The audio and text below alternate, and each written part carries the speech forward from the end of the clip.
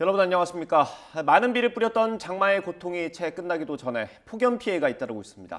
올여름 발생한 온열 질환자는 이미 1,000명이 넘었고 주말 사이 사망자도 잇따랐는데요. 취재기자 연결해서 자세한 내용 알아봅니다. 신지원 기자.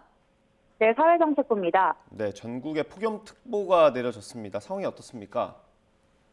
네, 연일 불볕더위가 기승을 부리면서 폭염으로 인한 사고가 잇따르고 있습니다. 질병관리청 온열질환 감시체계에 따르면 지난 23일까지 4명이던 온열질환자가 26일에는 46명, 29일에는 73명까지 급증했습니다. 특히 폭염특보가 내린 주말 사이 무더위로 인해 숨진 사람은 12명까지 늘어나는 것으로 파악됐습니다. 경북 경산시에서는 밭일을 하던 70대 남성이 숨졌고 문경과 예천에서도 폭염 속 고령자 사망이 잇따랐습니다. 광주에서는 야구 경기 입장권을 사기 위해 줄을 선 10대가 쓰러져 병원으로 이송되기도 했습니다. 5월 말부터 그제까지 전국에서 발생한 온열 질환자 수는 누적 1,015명으로 집계됐습니다.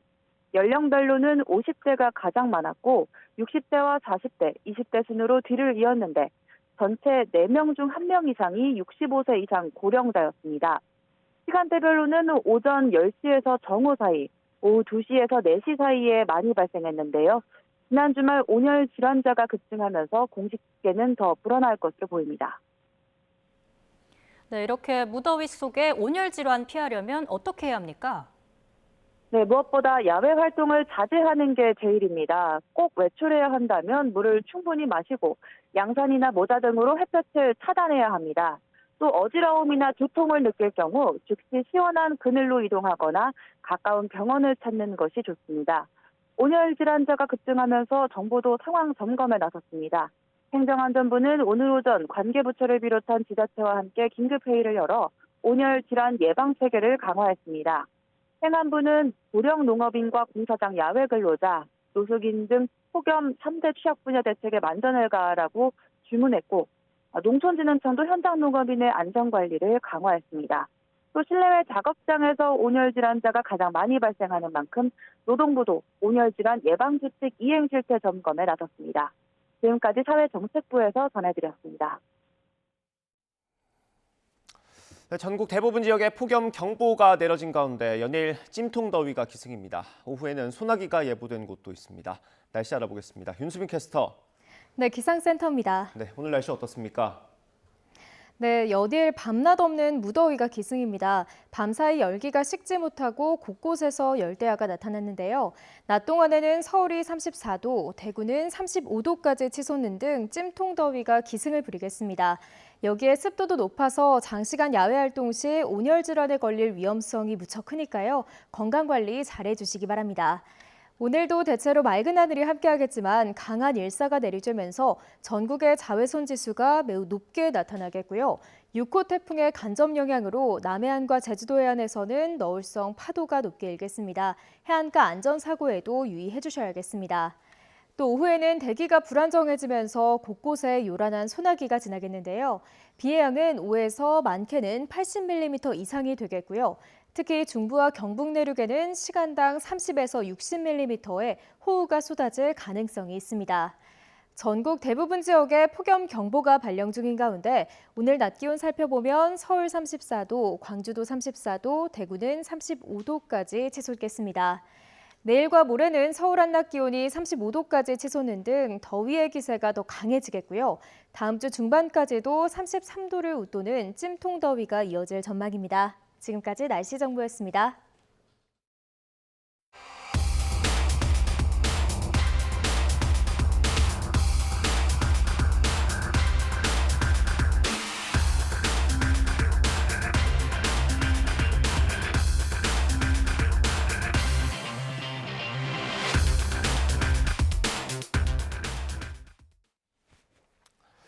네, 그냥 가만히 있어도 땀이 흐르는 날씨입니다. 집집마다 에어컨은 고사하고 바람도 잘 안 통하는 곳에서 이걸 견뎌야 하는 곳이 있습니다.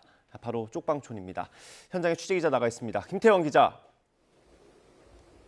네, 서울 돈이동 쪽방촌에 나와 있습니다. 네, 거기서는 이 더위를 어떻게 견딥니까? 네, 이곳 돈이동 쪽방촌엔 모두 490여 명이 살고 있는데요. 저희 취재진이 아침부터 돌아다녀 보니 집을 나선 주민들이 골목 곳곳에서 나오는 수증기를 맞는 모습을 볼 수 있었습니다. 집 외벽에 가는 건과 스프링클러 장비가 설치되어 있는데 이걸 쿨링포그 설비라고 부릅니다. 이곳에서 나오는 물안개가 증발하면서 주변의 온도를 낮춰 골목 일대를 시원하게 만들어주는 겁니다. 오늘 서울을 포함한 수도권과 전국 대부분 지역엔 폭염경보가 내려져 있습니다. 폭염경보는 하루 최고 체감 온도가 이틀 넘게 35도 이상으로 예상될 때 발효되는데요. 이곳 쪽방촌은 집들이 다닥다닥 붙어 환기가 잘 안 돼서 지난 폭우 때 스며든 습기마저 미처 마르지 않은 상태입니다. 또 단열이 잘 안 되는 건물도 많아서 이런 무더위에 특히 취약할 수밖에 없습니다. 해마다 문제 제기가 잇따르자 서울시도 대책을 내놓고 있습니다. 앞서 말씀드린 쿨링포구 설비도 쪽방촌 폭염 대책의 하나로 서울 영등포와 돈이동, 남대문 쪽방촌 골목에 설치했고요. 또 지난해와 올해 공동기금과 시비 등을 활용해 에어컨 200여 대를 뒀고 여름철엔 한 대당 5만 원씩 전기요금을 지원하기로 했습니다. 또 이번 달과 다음 달 한시적으로 쪽방촌 인근 목욕탕을 밤 더위 대피소로 지정해서 주민들이 무료로 목욕도 하고 시원한 수면실에서 잘 수 있게 조치했습니다. 하지만 한계도 있습니다. 서울 동자동 쪽방촌을 포함한 일부 지역은 에어컨 설비 무게를 버티지 못할 정도로 건물이 노후화하거나 건물주 동의를 구하지 못해 사업이 더뎌지기도 하고요. 에어컨을 건물의 공용 공간에 설치하다 보니 밤 시간대엔 에어컨 바람을 쐬려면 방문을 열고 있어야 합니다. 또 밤더위 대피소는 시내에 3곳 있는데 전체 쪽방촌 주민 2,400여 명 가운데 지난 26일까지 이용객이 230여 명에 그치는 등 정책 홍보가 더 필요한 경우도 있습니다. 올여름 무더위가 본격적으로 찾아오면서 쪽방촌 주민들의 우려도 커지는 가운데 폭염 대책을 더 발전시킬 방안도 고민할 때입니다. 지금까지 서울 돈이동 쪽방촌에서 YTN 김태원입니다. 극심한 무더위가 이어지면서 강으로 바다로 피서 행렬도 시작됐습니다. 물놀이 계획하고 계시다면 사고 주의해야겠습니다.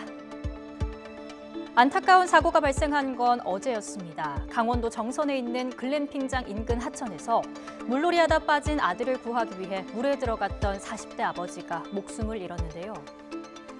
부산에서는 영도 바닷가에서 물놀이하던 20대 한 명이 파도에 휩쓸려 숨지는 등 지난 주말 물놀이 사고로 최소 5명이 숨졌습니다. 최근 5년 동안 물놀이하다 숨진 사람은 모두 136명입니다. 즐거워야 할 물놀이에 해마다 20명에서 30명씩 소중한 목숨을 잃고 있는 건데요. 특히 코로나19로 한동안 야외 활동이 제한됐던 시기에도 물놀이 사고는 끊이지 않았습니다. 장소별로 살펴보겠습니다. 강이나 하천, 계곡이 많았고 해수욕장도 이렇게 적지 않았습니다. 주의사항 볼까요? 먼저 강과 계곡입니다. 당연한 이야기지만 수심 제한선이나 출입 금지 표지가 있으면 절대 들어가지 말아야 합니다. 빛이 아래 잘 안 보이더라도 표지판이 세워져 있다면 잘 봐야겠죠. 빠진 사람을 구할 때는 물에 뛰어들기보다 주변에 있는 긴 나뭇가지나 텐트에 쓰이는 지지대 혹은 노끈 등을 이용해 구조를 시도하는 게 빠진 사람 구조자 모두에게 안전합니다. 바닷가에서도 해수욕장이 아닌 비지정 해변, 방파제, 갯바위 등 금지된 지역에서의 물놀이는 금물입니다.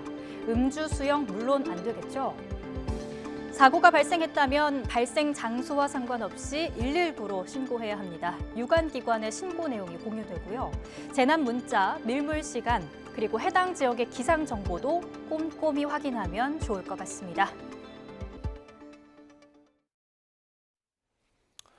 네, 정치권은 방송통신위원장에 지명된 이동관 후보자를 놓고 공방을 벌이고 있습니다. 국민의힘은 공영방송 정상화가 두렵냐고 역공했고 민주당은 인사참사의 활용점정이라며 지명 철회를 촉구했습니다. 국회 연결합니다. 박기영 기자. 네, 국회입니다. 네, 지난주에 지명이 있었고 오늘도 공방이 있었다고요? 네, 그렇습니다. 국회는 다음 달 16일까지 휴회기에 들어갔지만 이동관 방송통신위원장 후보자 지명을 두고 신경전이 이어졌습니다. 국민의힘은 이 후보자가 공영방송 공정화라는 윤석열 정부 국정과제의 적임자라는 입장입니다. 야당의 비판에 대해선 공영방송이 제 모습을 찾는 것이 두렵기 때문이라며 방통위 정상화를 막으려는 것이라고 비판했습니다. 이어 문재인 정부 시절 방송 장악이 더 심했다고 역공을 폈는데 직접 들어보시겠습니다. 방송 장악이란 다름 아닌 민주당의 전공 분야임을 지적하지 않을 수 없습니다. 민주당이 이동관 후보자를 반대하는 진짜 이유는 바로 이러한 공영방송의 정상화가 두렵기 때문일 것입니다. 그러면서 민주당을 향해 합리적 반대 사유가 있다면 청문회 질의를 통해 밝혀달라고 했는데 민주당은 이 후보자 지명이 윤석열 정권 인사참사의 활용점정이라며 당장 지명을 철회하라고 맞받아쳤습니다. 아침 최고위에서도 자녀 학폭 의혹과 부정 인사청탁 의혹 등을 일일이 거론하며 압박 수위를 높였는데요. 특히 김영호 통일부 장관 임명 강행에 이어 이 후보자를 임명한다면 윤석열 정부가 홍위병 집합소라는 오명에서 벗어나기 어려울 것이라고 지적했습니다. 이어서 들어보시겠습니다. 방송장악위원장 이동관 특보까지 더해지면 윤석열 정권은 홍위병 집합소라는 오명을 벗어나기 어려울 겁니다. 인사참사의 활용점정이나 마찬가지인 이동관 특보 지명을 철회하고 다만 다음 달 중순으로 예상되는 이 후보자 인사청문회 보이콧 가능성에 대해선 한 달 내내 청문회를 해도 모자랄 정도로 의혹이 많다며 선을 그었습니다. 네, 오늘 과방위에서는 안건조정위원회가 예정이 돼 있다고 하는데 어떤 내용을 논의하는 겁니까? 네, 국회 과학기술정보방송통신위원회는 오늘 오후 안건조정위원회를 열고 제1소위원장 선출 방안을 논의합니다. 애초에 우주항공청 설치 법안 논의가 지지부진하면서 법안 논의를 진행할 1소위원장 자리가 문제가 된 겁니다. 야당은 관례대로 원내 일당 간사인 조승래 의원을 선출해야 한다고 주장했지만 여당은 우주항공청 설치에 반대되는 법안을 낸 조 의원은 안 된다며 맞서고 있습니다. 안조위는 야당 3명, 여당 2명, 그리고 무소속 1명으로 구성되는데 국민의힘에서 탈당한 하영재 의원이 무소속 몫으로 포함돼 사실상 3대3 구도가 된 만큼 쉽사리 결론이 나오기는 어려울 것으로 보입니다. 이와 별개로 여야는 오늘 오전 수해복구 TF 2차 회의를 열고 피해 지원과 재발방지책 등을 추가로 논의하는 등 민생 살피기에도 속도를 내고 있습니다. 지금까지 국회에서 YTN 박견입니다.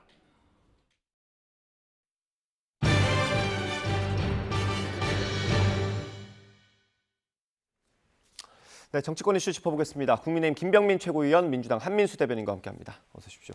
안녕하십니까. 네. 오늘은 민주당 얘기부터 해보겠습니다. 그 민주당의 검찰 독재 정치 탄압 대책위원회라는 게 있지 않습니까? 예, 있습니다. 거기서 주말 사이에 수원지검 수사팀, 쌍방울 관련 수사팀의 명단을 공개했더라고요. 어떤 맥락입니까? 근데 이제 일단 그걸 가지고 무슨 좌표를 찍거나 했다는 표현은 저는 사실은 좀 잘 이해는 안 됩니다. 자세히 지금 못 보신 우리 시청자도 계실 텐데 한번 보시면 돌아다니는 게 있는데 네, 그래픽 한번 띄워주세요. 명단은 이름까지 발표한 거는 이제 밝힌 거는 부부장 검사까지죠. 네. 이제 지검장이 있고 담당 이제 가장 높은 검사가 있고 부장 검사, 부부장 검사, 평검사들은 뭐 아예 이름도 공개를 안 했죠. 네. 했는데 보통 이제 우리가 저도 뭐 기자할 때 봅니다만은 어느 부처나 보도자료 낼 때도 담당 과장은 물론이고 사무관, 주무관도 이름을 밝힙니다. 네. 자기 핸드폰 번호도 밝힙니다. 문의할 것은 문의하고 그거는 뭐 기자들한테 밝힌 거는 국민들한테 내놓는 거죠. 네. 그거는 이제 행정의 투명성이랄지 어찌 보면 당당하다는 거 아니겠습니까? 투명하게 절차에 맞춰서 하고 있다는 건데 이 검사들은 좀 이미 조직도 다 알려져 있고 이름도 평검사는 밝히지 않고 부부장 검사까지 이름 나온 겁니다. 네. 연락처가 연락처가 있는 것도 아니고 무슨 뭐 이메일 주소가 있는 것도 아닌데 이걸 과도하게 여당 측도 무슨 뭐 좌표 찍기 이런 거는 좀 과도한 공세 같고요. 저는 검찰 조직도 그렇습니다. 검찰도 아니 대국민 서비스 조직 아닙니까? 무조건 뭐 기소권, 수사권 가지고 국민들 위해 군림하라는 거 아니거든요.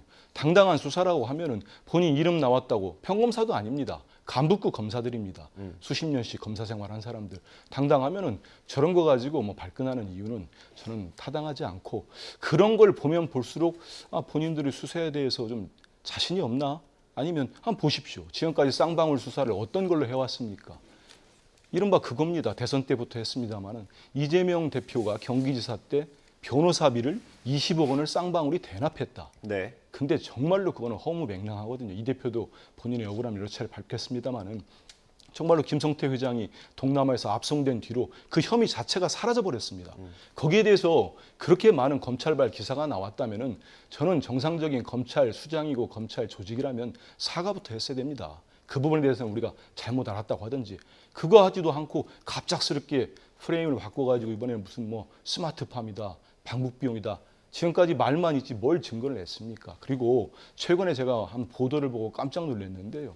쌍방울이 사회이사를 또 선임을 했는데 이른바 H법인, 네. 이름 다 알려졌습니다만 H법인의 변호사를 사회이사로 또 선임했다는 지난 3월부터요. 네. 근데 그 H법원이 뭐냐면요. 법인이 뭐냐면 그 이화영 전 경기 부지사의 지금 변호를 맡고 있는 법무법인입니다. 네.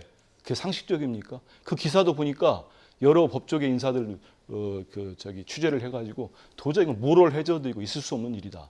저는 그래서 쌍방울과 검찰 특히 이렇게 사회이사까지 아니 지금 이화영 전 지사와 쌍방울은 완전히 입장이 다르지 않습니까? 네. 근데 거기에서 같은 법무법인의 변호사는 이화영 전 지사 변호를 하고 있고 거기에 또 변호사는 사회이사를 하고 있고 쌍방울에 저는 상식적이 아니라 너무 많은 벌어지고 있어서 여기에 대해서는 규명이 이루어지지 않나 네. 이런 생각을 합니다. 그러니까 이화영 전 부지사를 변호하고 있는 법무법인의 한 변호사가 쌍방울 관련 기업의 사회이사로 들어가 있다라고 말씀하셨죠. 지난 3월부터 들어가 있더라고요. 예, 그건 뭐 언론 보도로 나온 거고. 예, 그런데 거기에 대해서 이화영 전 부지사도 정말 이런 내용을 몰랐다 네. 하는 거 보면은 좀 석연치 않은 일들이 좀 많이 그래서 있어요. 이제 민주당에서는 검찰과 그 변호인 그리고 이화영 전 부지사 이렇게 연결이 돼서 회유하고 있는 거 아니냐 뭐 이런 의혹을 제기하는 거고요. 그 얘기는 조금 이따 다시 해보고 일단 명단 공개한 거 어떻게 보세요? 지난번에 이재명 대표 관련된 수사팀에 대한 이 수사 검사 등에 대한 명단을 공개해서 좌표치기 논란이 있었던 적이 있습니다.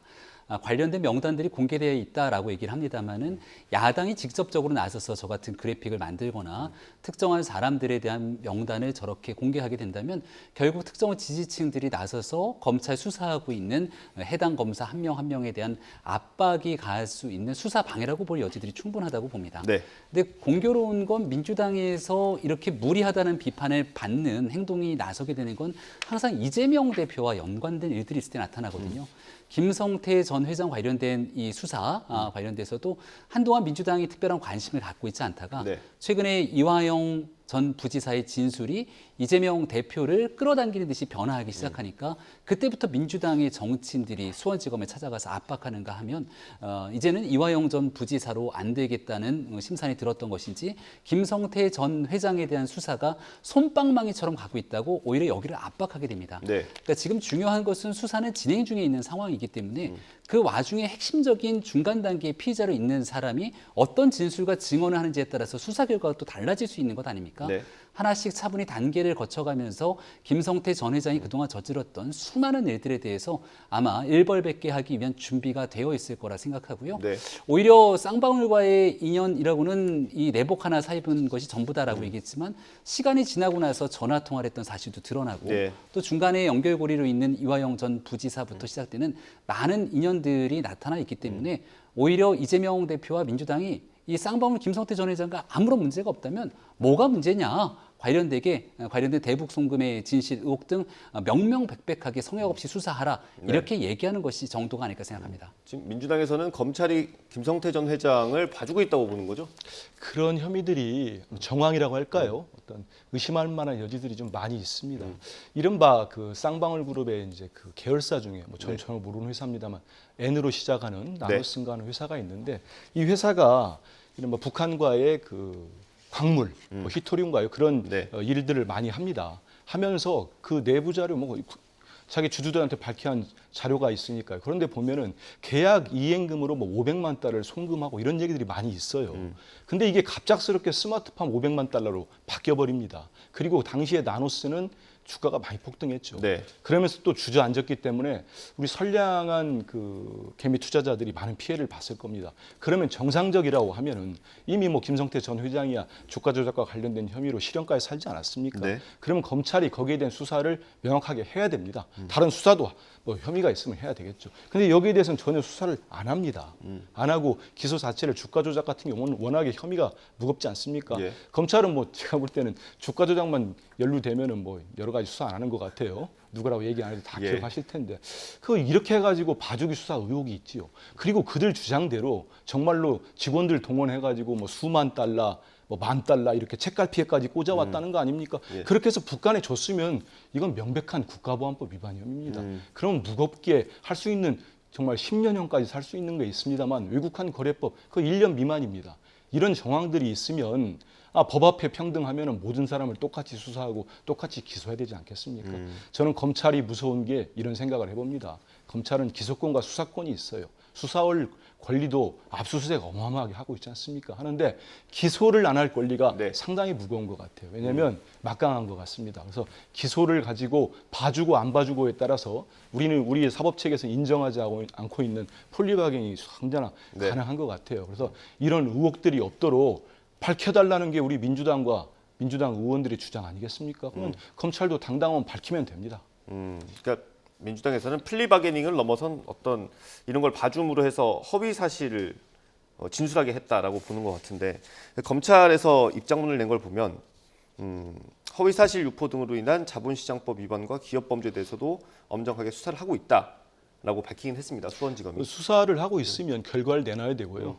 이제 저희 검찰 독재 정치 탄압 대책에서 명단이나 이제 여러 가지 공개한 성명서에 보면은 좀 석연치 않은 게 쌍방울 관련된 마치 쌍방울이 무슨 이재명 대표와 그렇게 관련이 있는 것처럼 많은 공세를 저희 검찰이나 정부 여당도 했습니다만 한번 보십시오. 거기에 대표적으로 있는 검사들이 이모 검사 같은 경우는 윤석열 대통령과 아주 가깝습니다. 그런 검사들이 한두 명이 아닙니다. 저희들이 네. 그 명단을 다 보시면 알겠습니다. 그래서 그런 검사들이 그래서 보니까 제가 보면은 쌍방울은 이재명 대표 쪽에 가까운 변호사 한 분 계셨다고 그랬는데 그 대통령과 가까운 검사들은 대충 세봐도 한 5명이 넘습니다. 그래서 이 쌍방울이라는 어찌 보면 정상적이지 않는 그룹이나 기업이 그 힘 있는 특히 특수부 출신 검사들을 대거 사회이사 같은 걸로 영입을 합니다. 그 기업이 왜 그러겠습니까? 자신들의 주가 조작이랄지 횡령이랄지 여러 가지 부분들을 숨기기 위해서 영입했다고 볼 수밖에 없어요. 네. 검찰 수사가 그렇게 시작이 됐습니다. 근데 지금 이제 김성태 전 회장이 압송돼 오자마자 무슨 이재명 대표를 걸고 들어갔는데 그럼 상식적으로 한번 보십시오. 지금 김성태 전 회장은 무엇이 제일 급하겠습니까? 검찰이 만약에 그런 효율을 한다든지 그런 의혹들이 사실이라고 만약에 한다면 본인의 재산을 지키고 싶은 거 아니겠습니까? 형량을 줄이고 그런 부분들도 검찰이 지금 이재명 대표나 민주당을 향해서 수사하는 거에 10분의 1만이라도 제대로 수사해달라는 게 우리 당의 입장입니다. 네, 알겠습니다. 네. 최고위원님. 그 이재명 대표 입장에서 만약 쌍방울과 관련된 의혹들이 하나도 없고 지금까지 제기되는 의혹들이 다 거짓말이라면 오히려 더 떳떳하게 관련된 수사라고 압박하면 됩니다. 근데 지금 이재명 대표와의 연관성들이 하나둘씩 드러나는 것처럼 비춰지게 되니까 네. 플리바게닝 운운하면서 오히려 검찰이 이재명 대표를 향하는 수사를 하고 있다고 그 타겟을 검찰을 향하고 있거든요. 그리고 민주당이 가장 다급할 때 내놓는 마지막 이 수단이 물타기 수법이라고 네. 생각되는데 지난 대통령 선거 당시에 대장동 의혹 때문에 이재명 대표가 굉장히 큰 어려움 곤혹에 처한 적이 있습니다. 네. 그때 이재명 대표가 했던 얘기가 대장동 몸통이 윤석열 후보라는 얘기를 합니다. 그래서 그때 참 해도 말이 안 되는 이런 얘기를 하는 걸 보니까 이재명 대표가 마지막 순간까지 물린 것 아니냐라고 하는 비판도 나왔던 기억들이 생생합니다. 예. 지금 이 김성태 쌍방울 회장에게 이 제기되고 있는 여러 가지 의혹들에 대한 수사가 계속 진행이 되고 있기 때문에 검찰 입장에서는 관련된 내용들의 수사를 하나씩 해나가면서 추가적으로 필요한 일이 있다면 추가 기소도 가능한 것 아니겠습니까? 하지만 정확히 중요한 팩트는 일단 쌍방울을 통해서 북한에 돈이 건너갔던 건 부인할 수 없는 팩트일 것이고요. 네. 쌍방울이라고 하는 일반 기업이 어떻게 북한에 있는 사람들과 관계를 맺었을까? 그 중간에 이화영 부지사가 있었기 때문이라는 것도 네. 이미 관련된 사진, 여러 가지 정황들을 통해서 충분하게 입증이 된 바가 있습니다. 그럼 중간에 나타나게 된 것은 이화영 부지사가 개인적으로 북한과의 연결고리를 자처했던 것인지 아니면 이화영 부지사가 당시 지사였던 이재명 지사를 위해서 이 북한으로의 만남을 이어주기 위한 대북 송금 과정이 있었던 것인지에 대한 수사가 진행되는 건 매우 당연스러운 일일 텐데요. 네. 이런 일들에 대한 입장들이 하나둘씩 이재명 대표에게 불리한 방식으로 진행되게 되니까 결과적으로 이화영 부지사에 대한 수사도 검찰이 잘못하고 있는 거고 김성태 전 회장에 대한 수사도 검찰이 잘못하고 있는 거라고 검찰을 몰아세우고 있는 네. 민주당이 현재로서는 오히려 네. 설득력이 많이 떨어지는 주장을 하고 있다고 생각합니다. 이런 민주당 주장에 대해서 한동훈 장관은 이 정치 권력을 총동원하는 게 정치가 아니라 증거인멸이라 위증교사 같은 범죄의 영역이라고 했고 또 도지사 방북을 위해 깡패를 시켜서 북한에 뒷돈을 갖다 바치는 건 개인의 비리다라고 했습니다. 이거에 대해서는 어떻게 반박하시겠습니까? 저는 한동훈 장관의 말씀을 기본적으로 믿지는 않습니다. 왜냐하면 저분이 법무장관으로서 이제 입만 열면 법과 원칙을 얘기합니다. 네. 공정과 상식도 얘기하면서 민주당을 향해서 모든 독설을 쏟아부치고 있는데 본인의 말에 무게가 실리려면은 제가 가장 신조로 삼고 있는 모든 국민은 법 앞에 평등하다. 이걸 적어도 법무장관이 실천을 하고 실천하는 행위라도 그 신용이라도 하면 저 말에 10분의 1이라도 믿을 것 같습니다. 근데 본인은 지난해 7월에 뭔 얘기했습니까? 국회 나와가지고 김건희 여사 도이치모터스 주가 조작 의혹 사건 야당원이 물어보니까 곧 결론 낸다고 했습니다. 지금 1년이 넘었습니다. 뭐가 나왔습니까? 본인 이른바 자기들 편에 대해서는 수사합니까? 그렇기 때문에 한동훈 장관이 어떤 얘기를 해도 별로 국민들에게 울림이 없다. 그리고 법무행정을 하는 법무장관이 국회만 오거나 아니면 또 토요일입니까? 일요일입니까? 주말에도 가리지 않고 입장문까지 내고 야당 의원들을 그렇게 공격하고 있어요. 차라리 정치를 하세요. 저렇게 하지 마시고 법무장관이라는 일국의 국무위원 하지 마시고 나와서 정치하십시오. 저게 법무장관의 태도입니까? 전 그래서 저분의 말에는 일고의 가치도 없다는 얘기하고 이원석 검찰총장은 뭐합니까? 검찰총장 있는지도 모르겠어요. 저 그 말씀 드리고 싶고 그래서 네. 또 특히 이제 우리 김 최고가 한 말씀 한 것 중에 이제 대장동 몸통 얘기 저는 이런 얘기가 나올 때마다 예전 우리 국민들이 워낙에 각인돼 있기 때문에 마지막 TV 토론회 대선 때 보셨을 겁니다. 그때 이재명 후보가 윤석열 후보에 대해서 그런 얘기를 합니다. 그러면 당신은 나에 대해서 내가 대장동의 주범이라고 하고 나는 당신이 의심스러우니까 그 얘기 아닙니까? 그러면 누가 당선되더라도 나중에 특검해가지고 밝힙시다. 밝혀서 당선되도록 책임집시다. 어떻게 한 건지 우리 국민들이 다 기억합니다. 3번, 4번을 물어보는데도 윤 후보가 답변을 안 하셨어요. 네, 그래서 전 지금이라도 네. 대장동 50억 클럽 특검 법안이 지금 패스트트랙 올라가 있습니다. 예. 대통령과 대통령 주변이나 정부 여당 이렇게 떳떳하다면 정말 특검을 거부하는 자가 범인이라고 우리 국민들이 다 의심하고 있지 않습니까? 네. 그러면 받으세요. 이재명 대표는 그 얘기까지 했습니다. 자기 관련된 특검 다 받겠다. 윤 대통령에 관련된 부산저축은행 부실 수사 의혹 빼달라면 빼겠다. 그런 얘기까지 했습니다. 그럼 당당한 거 아닙니까? 그럼 받으십시오. 알겠습니다. 뭐 검찰 수사는 한창 진행되고 있죠. 오늘 박영수 전 특검에 대해서 구속영장을 다시 한번 청구했다고 합니다. 여기에 대해서 뭐 짧게 듣고 넘어가겠습니다. 이재명 대표의 말에 관해서 한마디 드리겠는데요. 이재명 대표가 대통령 선거 때 여러 가지 얘기를 했는데 거기에 하나하나 대응하지 않았습니다. 이유는 잘 아는 것처럼 이재명 대표가 지난 보궐선거 때도 본인처럼 깨끗한 사람에게는 불체포 특권 같은 이런 특권 필요 없다고 얘기를 했는데 결국은 국회 제1야당이 갖고 있는 의석의 힘을 활용해서 방탄으로 막아세웠고 결국 구속영장, 청구된 영장은 영장 실질심사의 기회조차 가지 못했습니다. 얼마 전에는 교섭단체 대표연설을 통해서 불체포 특권 내려놓겠다라고 얘기를 했지만 그 뒤에 정당한 영장 청구라고 하는 단서를 다는가 하면 최근에는 여기에 대한 이 투표 과정에서 기명 투표가 필요하다는 얘기까지 꺼냈기 때문에 네. 이재명 대표 말에 관한 신뢰가 거듭 떨어지고 있는 것 아닙니까? 마지막 정리해서 말씀드리면 아무런 문제가 되는 것이 아니고 의혹의 한 점으로부터 깨끗하게 자신이 있다면 여기에 대해서 이렇게 검찰을 몰아세울 하등의 이유가 없다는 얘기 드립니다. 예, 알겠습니다. 다음 주제로 넘어가 보겠습니다. 지난주에 이동관 특보가 방송통신위원장에 지명이 됐습니다. 일단 뭐 당에서는 인사청문회는 열어야 한다는 얘기가 아직까지는 많은 것 같아요. 뭐 보이콧 얘기가 일부에서 이게 뭐 대답하는 과정에서 좀 잘못됐는지 모르겠지만 예, 어쨌든 그거는 전혀 다릅니다. 청문회는 일단 하는 걸로. 일단은 저는 이 말씀으로 정리를 하고 싶습니다. 지금까지 나온 의혹만으로도 1년 내내 인사청문회 해도 부족하다. 부족할 판이다. 그렇기 때문에 이동관 지명자 네. 후보자에 대한 인사청문회를 안 한다는 건 전혀 사실과 다르고요. 청문회 지금 나온 것만 해도 의혹이 너무 많습니다. 뭐 지금 뭐 다들 아시지 않습니까? 언론 장악이랄지 방송 장악 그 의혹은 의혹이 아니죠. 재판 과정에 드러났어요. 당시 이명박 정부, MB 정부의 홍보수석실이 국정원 직원들을 통해 가지고 이른바 진보 언론, 진보 방송이라고 할까요? 특정 방송사들에 대한 간부들의 성향 조사를 하고 그분들을 쏟아낼 거를 쫓아내려고 하는 거죠. 경질시키는 계획을 추진했습니다. 그게 재판 과정에 드러났고 네. 그 수사를 한 사람이 윤석열 서울중앙지검장입니다. 그 어떻게 이걸 설명해야 됩니까? 본인이 수사해서 다 알 거예요. 이동관 특보가 지금 후보자가 방송을 얼마나 본인 입맛에 맞게 장악하려고 했고 그렇게 공작을 해왔는지 압니다. 근데도 왜 이렇게 밀어붙입니까? 아니 오직 하면은 아까 뭐 공정한 무슨 뭐 공정방송? 아유, 저 여당 지도부 한번 보십시오. 정말로 공정방송이라면 언론 현업단체 전 언론 현업단체가 반대하겠습니까? 기자들의 절대 다수가 이동관만은 안 된다고 저렇게 성명을 내겠습니까? 그 말도 안 되는 말씀하지 마시고 그리고 학폭 의혹은 자꾸 피해자 이제 합의 얘기하시는데 제가 뭐 보도를 보고 들은 얘기를 한 4명 정도 피해자가 있다고 합니다. 예. 그 중에 한 분 정도 한 분 정도가 합의했다는 얘기에서 3명의 입장이 드러나지 않았어요. 그리고 머리를 300회 책상에 찧었다는 진술서가 남아있지 않습니까? 그리고 아니 대한민국의 어떤 학폭 가해자 아버지가 학원 재단의 이사장에게 전화해가지고 시험 기간이니까 그 이후에 전학 가게 해달라고 할 수 있는 아버지가 대한민국에 누가 있습니까? 저는 못합니다. 대부분 아버지 못해요. 그게 특혜 아닙니까? 그게 갑질 아닙니까? 권력 쓴 거죠. 거기다가 지금 부인의 취업 청탁 의혹까지 나왔습니다. 우리 YTN 특종 보도해가지고. 그중에 뭐가 해명됐습니까?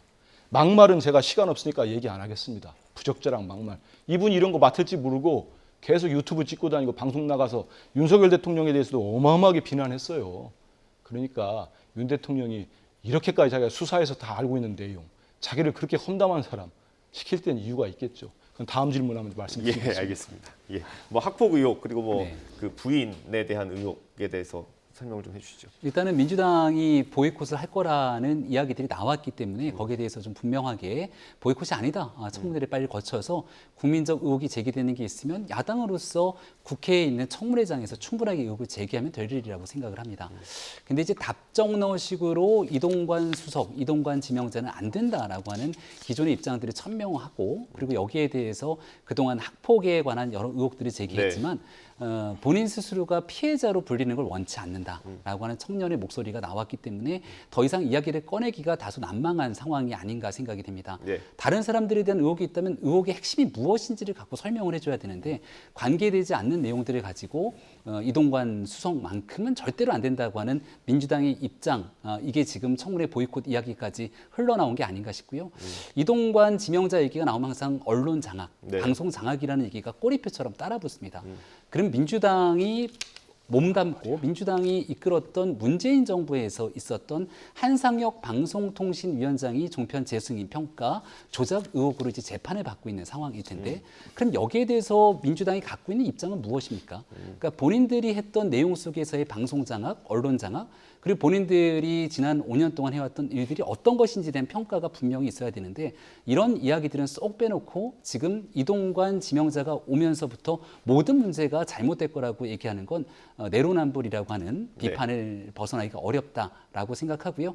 마지막으로 지금 워낙이나 미디어 환경이 많이 변화하고 바뀌고 있기 때문에 바뀐 미디어 환경에 맞춰서 새로운 방송통신위원장이 어떤 역할을 해야 되는 것이 이런 일들에 대한 좀 미래 건설적인 이야기들도 청문회 과정을 거치면서 전문성에 대한 평가들이 쭉 다뤄졌으면 좋겠습니다. 이게 뭐 학폭 얘기가 사실 피해자들의 입장이 있기 때문에 좀 자세히 다루기 어렵기는 한데 그 부분 있지 않습니까? 그 이사장에게 전화해서 시험을 보고 좀 전학 가게 해달라라고 한 거는 국민들이 보기에 좀 부적절할 수도 있을 것 같은데 어떻습니까?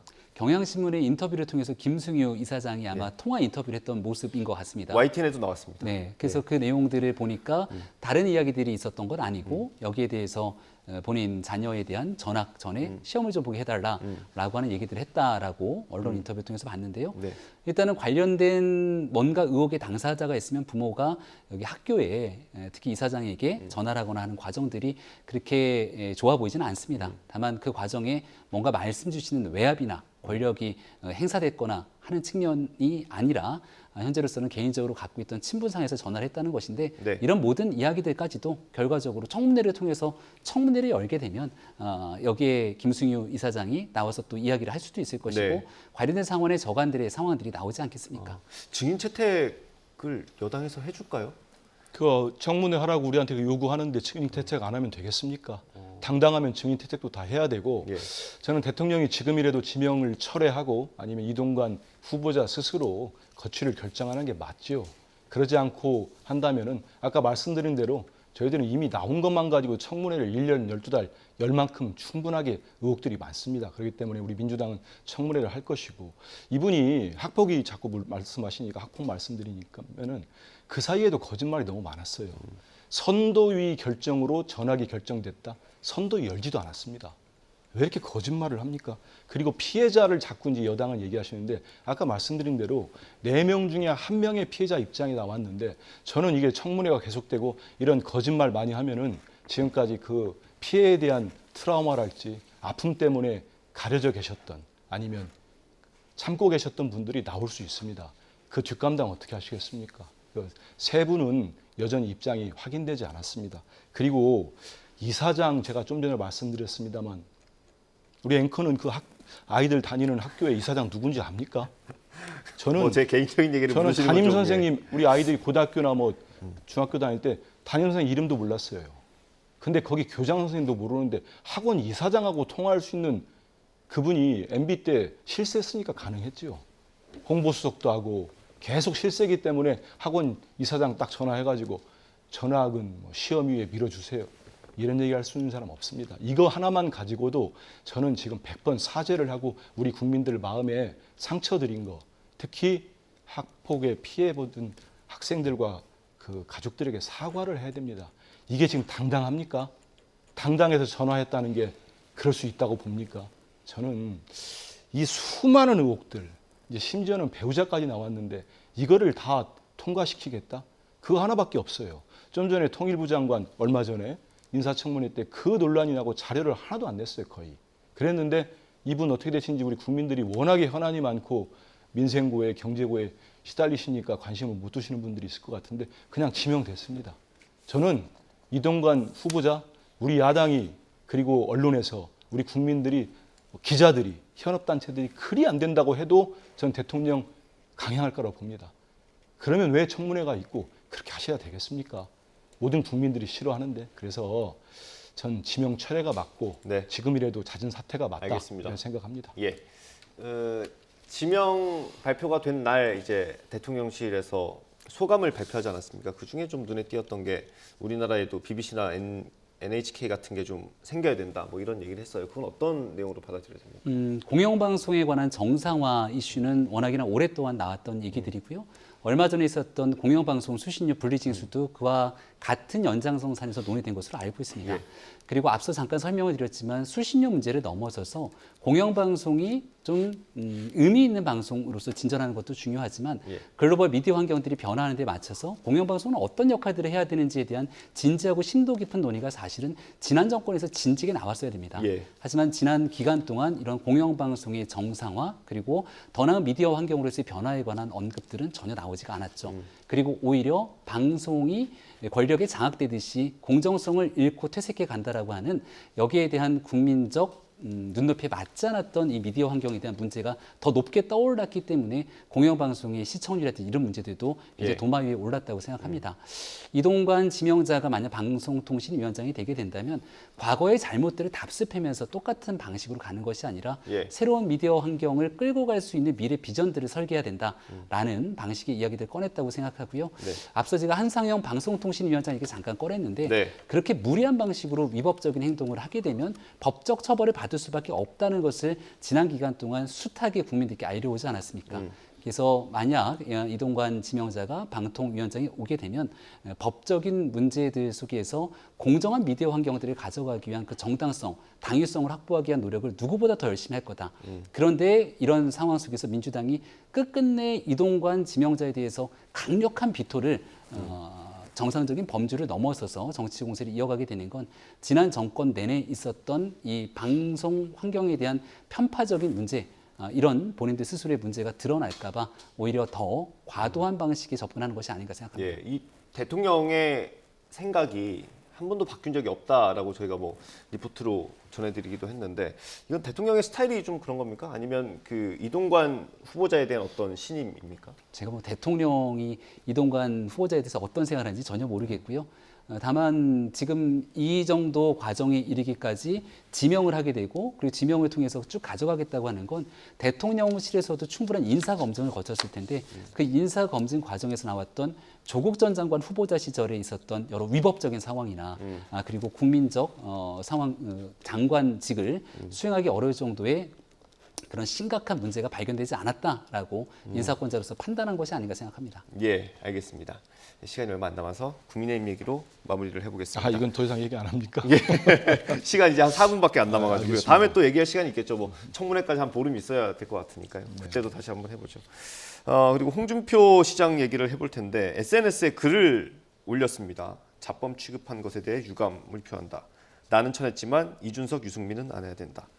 어떻게 읽어야 됩니까? 저는 이번에 물론 홍준표 대구시장이 부적절한 행위를 한 건 분명히 맞다고 봅니다. 이제 그 이후에 그 당시에 이제 깔끔하게 이제 사안이 불거졌을 때 수해 골프 논란이 벌어졌지 네. 않습니까? 깔끔하게 사과를 했다면, 아니 매뉴얼이나 절차상에 보면은 저는 홍 시장이 밝힌 것들이 상당히 타당성이 있어 보여요. 대구에서 당시 비도 안 왔고 여러 가지 본인의 대구시장으로서 관할 범위 내에서 역할은 충분히 한 것 같습니다. 하지만 많은 국민들이 홍 시장에 바라보는 건 유력한 정치인으로서 도덕적인 어떤 잣대랄지 네. 기대하는 게 있죠. 근데 거기에 대해서 이제 여러 가지 이제 기자들을 상대로 한 말씀이랄지 이런 것들이 과하다고 보니까 윤리 징계가 내려졌는데, 저는 왜 이게 윤리위가 6개월도 아니고 네. 1년도 아니고 2년도 아니고 네. 아니면 경고도 아니고 왜 10개월을 했느냐. 그건 뭐 여러분들이 다 예상한 것처럼 내년 5월까지 네. 총선 때까지 이제 홍 시장을 홍준표라는 유력한 정치인을 묶어놓은 거예요. 이제 본인도 일단은 받아들인다고 했는데 이렇게 자범 취급하지 말라는 거는 분노가 이르는 거죠. 네. 이게 스스로 이제 현실이 현타라고 합니까? 네. 오기 시작한 겁니다. 아, 이렇게 하다가는 나의 영향력이 커지고 근본적으로 한번 살펴볼 필요가 있어요. 왜 홍준표 시장이 대선이 끝나고 대구로 내려갔을까? 유승민 전 원내대표는 경기지사로 가려다가 이른바 김은혜라는 자객공천을 받고 경선에서 집니다. 그리고 홍준표 시장은 이제 서로 다 경기도 대구로 가려고 했죠. 경기도는 유승민 의원은 이제 무산됐고 홍준표 대구시장이 생각에는 그런 걸 생각했을 것 같습니다. 본인 머릿속에는. 네. 다음 대선을 가기 위해서는 역시 국민의힘의 심장과 같은 TK에서 네. 내 영향력을 만들 수밖에 없다. 네. 그러지 않다 보니까 갑작스럽게 정말 우리 보수 대통령 2명을 구속시킨 검찰총장이 날라와서 후보가 돼버린 거예요. 네. 본인 입장에서 받아들일 수 없는 거죠. 그랬는데 이번 건을 가지고 정말 기다렸다는 듯이 딱 10개월을 중징계를 떼버립니다. 이 얘기는 총선에 어떠한 영향도 행사하지 말고 가만히 있으라는 거예요. 알겠습니다. 근데 본인은 말을 하겠다는 거 아니었습니까? 저는 홍 시장 입장에서는 상당히 지금 공공한 처지에 처했는데, 그래도 정치인 홍준표로서는 뭐 썼다가 지우다 썼다가 지웠다를 반복할지는 몰라도 계속적으로 어떤 예. 움직임을 보일 수밖에 없고, 그럴 때마다 국민의힘은 상당한 내용을 겪지 않을까 이런 네. 생각을 해봅니다. 알겠습니다. 내용을 겪으면 좋겠다라는 걸로 들리기도 아니 하고요. 전혀 그렇지 않습니다. 아, 여당이 민생 챙기려면은 알겠습니다. 제발 단일 대우로 일했으면 좋겠습니다. 예, 이 홍준표 시장의 당원권 정지 10개월 가지고 야당에서는 대부분 다 총선과 연관을 짓고 있는데 여당에서는 아니라고 하고요. 네, 어떻습니까? 저는 야당이 입이 10개라도 할 말이 없을 것 같은데 여당에 대한 관심을 가질 때 민주당 내에서 말에 관한 설화 아니면 정말 윤리적 도덕적 문제를 위반했던 수많은 사람들에 대해서 윤리심판원이 재기능을 하는 자정작용을 가졌는지 한번 돌아보길 바랍니다. 네. 원래 자당에 있는 인사들에 대해서 도덕적 기준을 높게 갖추고 징계를 하게 되면 그에 따른 후폭풍이 늘 따를 수밖에 없습니다. 네. 그런 내용들도 감내하면서 국민적 눈높이를 한껏 높이기 위한 과정들을 거치고 있다 이렇게 생각하고요. 예. 홍준표 시장도 이 수해 골프라고 하는 윤리 강령에 명확한 부분들이 있기 때문에 네. 거기에 대한 내용들을 받아들일 수밖에 없었던 상황이라고 생각합니다. 예. 그리고 제가 아까 소개해드린 글 SNS 글을 저도 찾아보려고 이제 주말 사이에 기사가 나오지 않았습니까? 오늘 아침에 찾아봤더니 없어요. 지우신 것 같아요. 근데 앞서 과하지옥도 올렸다가 지운 거잖아요. 예. 왜 그러시는 걸까요? 글쎄요, 여러 가지 생각들이 좀 많은 상황 아니겠습니까? 예. 굳이 홍준표 시장의 생각을 유추해서 얘기하고 싶지는 않습니다만은 예. 본인이 이제 어떤 얘기를 하게 되면 그 얘기에 따른 또 다른 후폭풍이 돌아오게 됩니다. 예를 들어 이준석 전 대표, 유승민 전 의원 등에 대한 얘기를 하게 되면 보수 지지층에서 또 좋지 않은 평가를 받을 수도 있을 것이고 또 여기에 대해서 모두를 다 안고 가라라고 얘기를 하시는데 그러면 얼마 전에 김재원 최고위원 문제가 불거졌을 때 김재원 최고위원을 제일 먼저 덜어내야 된다고 얘기했던 게 홍준표 시장이기도 하거든요. 네. 그러니까 본인의 과거 했던 앞과 지금의 현재 행동들과 이 모든 것들의 이 일관성이 좀 결여될 수도 있을 텐데 그래서 이제 SNS가 갖고 있는 위력이라는 게 그토록 참 어렵구나라고 하는 생각을 갖기도 합니다. 알겠습니다. 오늘 말씀 여기서 마무리하도록 하겠습니다. 국민의힘 김병민 최고위원, 민주당 한민수 대변인과 함께했습니다. 감사합니다. 네, 수고하셨습니다. 고맙습니다.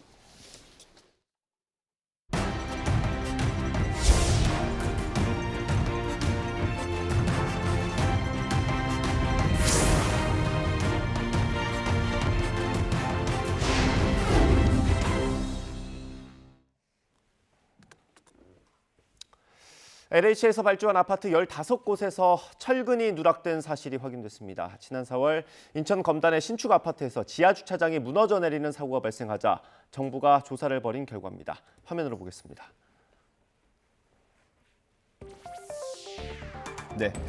지하주차장 상판이 힘없이 폭삭 주저앉아 위에서 내려다보면 구멍이 완전히 뚫렸습니다. 무량판 구조로 설계된 곳입니다. 무량판 구조는 천장을 지지하는 테두리 보나 벽이 없이 이 기둥이 하중을 견디기 때문에 그만큼 기둥 안에 철근을 단단히 더 넣어야 합니다. 하지만 사고가 난 곳은 전단 보강근이 제대로 설치되지 않았습니다. 문제가 커지자 국토부는 LH가 발주한 무량판 구조 아파트 91곳에 대해서 조사에 들어갔습니다. 그 결과 15곳에서 철근이 빠진 걸로 확인됐습니다. 네, 수도권이 8곳, 지방이 7곳이었습니다. 10곳은 도면에 철근 표시가 누락되거나 구조 계산이 잘못되는 등 이미 설계 단계부터 문제가 있었던 걸로 확인됐고, 나머지 5곳은 위치나 방법을 잘못 적용하는 등 시공상의 부실로 드러났습니다. 철근 누락이 발견된 15개 아파트 단지 가운데 5개 단지는 이미 입주가 끝났습니다. 4곳에 대해서는 정밀 안전 점검이 진행 중이고, 나머지 한 곳은 보안 공사를 하고 있습니다. 아직 입주하지 않은 10개 단지 아파트들에 대해선 입주 전까지 보안 공사를 마칠 계획입니다. 민간 건설사 아파트 100여 곳에 대한 안전 점검도 진행 중인 만큼 철근 누락 아파트가 더 늘어날 가능성도 배제할 수 없습니다.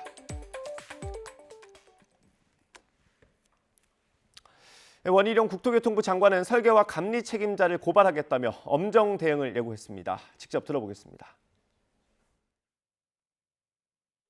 안전의 기본 중의 기본인 시설물의 안전에 문제가 생긴 것은 어떠한 변명으로도 덮을 수 없는 무거운 책임을 느껴야 할 사안입니다.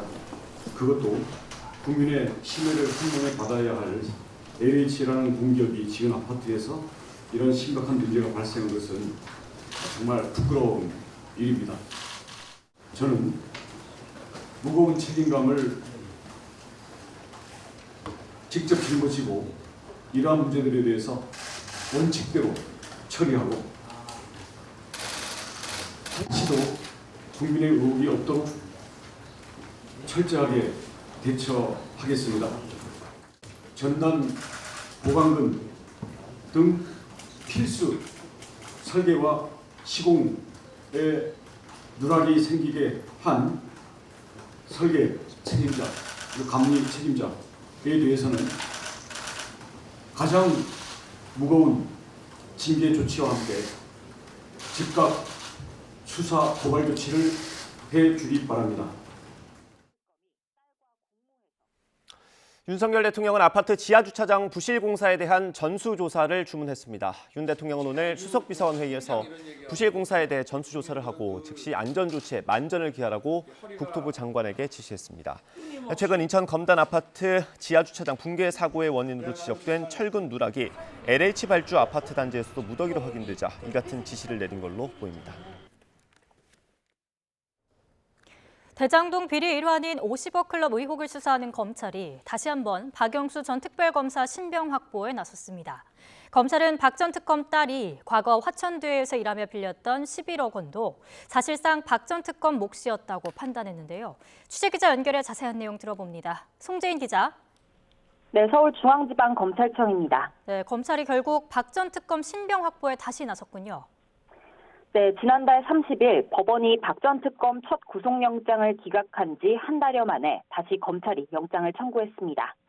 첫 번째 구속영장 때 적용됐던 특정경제범죄가중처벌법상 수재 혐의, 즉 박 전 특검이 우리은행 이사회 의장으로 있던 지난 2014년 대장동 일당의 청탁을 들어주는 대가로 50억 원을 약속받고 현금 8억 원을 받았다는 혐의에 더해 보강수사 과정에서 검찰이 추가로 적용한 청탁금지법 위반 혐의도 함께 적시됐습니다. 앞서 검찰은 박 전 특검의 딸도 청탁금지법 위반 혐의 공범으로 입건해 압수수색에 이어 소환 조사를 진행했고, 지난달 27일 당사자 박 전 특검까지 불러 보강수사 내용에 대한 입장을 다시 확인한 뒤 오늘 영장 재청구에 나섰습니다. 두 번째 구속심사의 핵심 쟁점도 청탁금지법 위반 혐의가 될 가능성이 큰 겁니까? 네, 검찰이 보강수사 과정에서 입증에 주력해온 핵심 논리는 박 전 특검의 딸이 화천대유에서 받은 이익이 사실상 아버지를 보고 지급된 돈이라는 겁니다. 연봉부터 대여금, 퇴직금, 또 대장동 아파트를 분양받아 얻은 시세 차익까지 검찰은 박 전 특검의 딸이 화천대유에 입사해서 얻은 이익이 모두 25억 원가량에 이른다고 파악해왔는데요. 이 가운데 대여금 11억 원은 사실상 박 전 특검의 몫으로 준 대가였다고 판단해 청탁금지법 위반 혐의 금액으로 적시했습니다. 국정농단 특별검사로서 금품 수수가 제한되는 박 전 특검이 딸과 공모해서 이 돈을 받았다는 겁니다. 검찰은 이와 함께 박 전 특검이 대한변호사협회 선거 자금으로 받았다는 3억 원 등 현금 수수 부분도 사실관계를 보강했습니다. 검찰은 앞서 추가 수사를 통해 박 전 특검의 혐의를 명백히 입증할 인적 또 물적 증거를 확보했다며 자신감을 내비치기도 했는데요. 법률적 측면에서 나아가 사실관계에 대해서도 다툼의 여지가 있다고 봤던 법원의 판단을 뒤집고 번번이 막혀온 50억 클럽 수사의 성과를 이번엔 낼 수 있을지 관심이 쏠리고 있습니다. 지금까지 서울중앙지검에서 와이트입니다. 김영호 신입 통일부 장관이 현충원 참배로 공식 일정을 시작했습니다. 김 장관은 오늘 오전 국립 서울현충원을 찾아 현충탑에 참배한 뒤 방명록에는 순국 선열의 뜻을 받들어 자유민주 평화통일에 초석을 놓겠다고 적었습니다. 김 장관은 이후 기자들과 만나 납북자와 억류자, 국군 포로 문제에 대해 통일부가 더 많은 관심을 가져야 한다고 생각한다고 언급했습니다. 북한이 전승절이라고 주장하는 지난 27일 대규모 열병식을 열었습니다. 전문가들은 러시아와 무인기 이 두 단어로 이번 열병식을 요약했습니다. 화면으로 보겠습니다.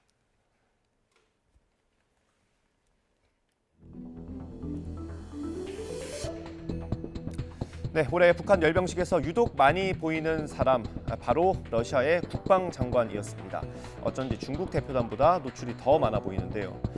실제로 그랬습니다. 통일연구원이 지난 27일에서 28일 노동신문 보도를 분석한 결과 러시아 대표단이 나온 사진은 모두 84장으로 중국 대표단 사진 30장보다 무려 3배 가까이 많았습니다. 양뿐만 아니라 질적으로도 중국과 보도의 차이를 보였습니다. 러시아와는 북러 간 견해 일치, 전략적 단결 이런 의미를 강조했고 중국과는 전통적 우위 등 상투적 표현이 많았던 걸로 분석됐습니다. 물론 사절단 등급부터 차이가 나긴 합니다. 김정은 체제 열병식으로서 러시아가 처음으로 국방장관급을 보낸 반면 중국에서는 정치국 위원 24명 가운데 한 명인 전인대 상무위 부위원장이 왔습니다. 통일연구원은 전쟁 중인 러시아는 적극성을 보인 반면 중국은 신중한 거리 두기를 한 것으로 보인다고 의미를 설명했습니다.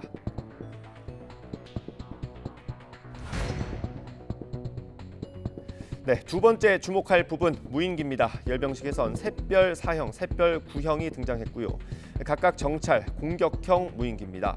명칭 끝에 있는 숫자 4와 9는 미군 무인기를 의식했다는 평가가 나오고 있습니다. 세계 최고 수준 성능을 보이는 미국의 장거리 전략 무인 정찰기 RQ-4 글로벌 호크와 이라크, 아프가니스탄을 비롯한 실전에서 광범위하게 활용돼 이른바 침묵의 암살자로도 불리는 공격형 무인기인 MQ-9 리퍼가 그 대상입니다. 특히 북한의 공격형 무인기 샛별 9호는 이번 열병식에서 확인된 화면에서만 최소 5대가 포착됐습니다. 하늘에서 지상으로 미사일을 발사하는 영상까지 공개되면서 과거보다는 상당 수준 개발이 진척된 것으로 전문가들은 보고 있습니다.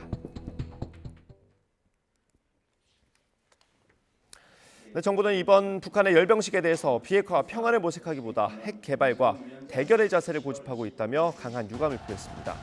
구병삼 통일부 대변인은 정례 브리핑에서 북한이 우리와 국제사회의 우려와 경고에도 주민들의 민생을 외면한 채 최근 잇따라 탄도미사일을 발사한 데 이어 대규모 무력 시위를 벌인 것을 규탄한다며 이같이 말했습니다.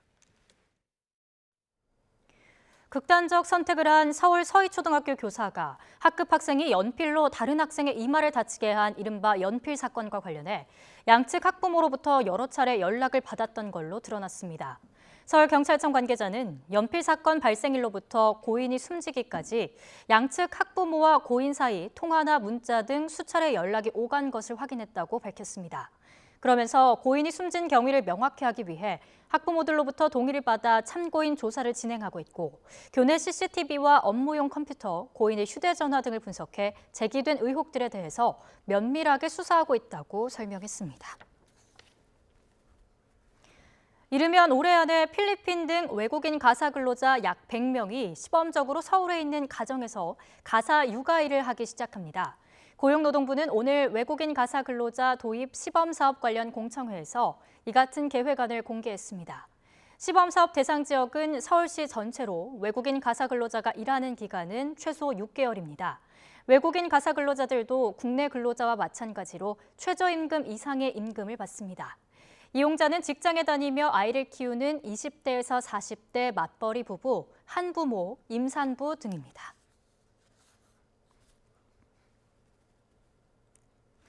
장마가 끝나고 본격 무더위가 기승이지만 국제적인 기습호우가 점점 강해지고 있는데요. 소나기에 이어 다음 달 중순부터는 2차 장마와 태풍 북상 가능성도 커져 주의해야 합니다. 김진두 기자입니다. 지난 26일 역대 3위 강수량을 기록한 32일간의 장마가 끝났습니다. 제주도는 25일, 중부와 남부는 26일에 장마철이 모두 종료되었습니다. 그런데 장마 종료 선언이 무색하게 내륙 곳곳에 강한 소나기가 쏟아지고 있습니다. 26일은 서울 중랑구에, 30일에는 영등포구와 양천구에 시간당 70mm가 넘는 극한 호우가 기록되며 재난 문자가 발송되기도 했습니다. 무더위 속 강력한 소나기는 상층과 하층에 심한 온도차에서 발생합니다. 우리나라 상공 5km에 찬 공기가 머무는 가운데 햇볕에 의해 지표면이 가열되고 남서풍에 의해 수증기도 공급되면서 대기가 불안정해짐에 따라 돌풍과 함께 천둥, 번개를 동반한 소나기가 내리는 곳이 있겠으니 안전사고에 유의하시기 바랍니다. 8월 상순까지가 무더위 속 소나기를 주의해야 한다면 중순부터는 다시 게릴라 호우가 등장합니다. 무더위를 몰고 온 북태평양 고기압 세력이 약해져 점차 일본 쪽으로 물러나면서 우리나라에 다시 정체 전선이 자리 잡는 겁니다. 2차 장마로 불리는 현상입니다. 이와 함께 고기압이 수축하며 태풍이 한반도로 북상할 수 있는 태풍의 길도 열리게 됩니다. 장마는 끝났지만 남은 여름에도 기습적인 국지성 호우의 위협은 계속되는 만큼 날씨 예보를 주시하며 각별한 경계가 필요합니다. YTN 김민우입니다.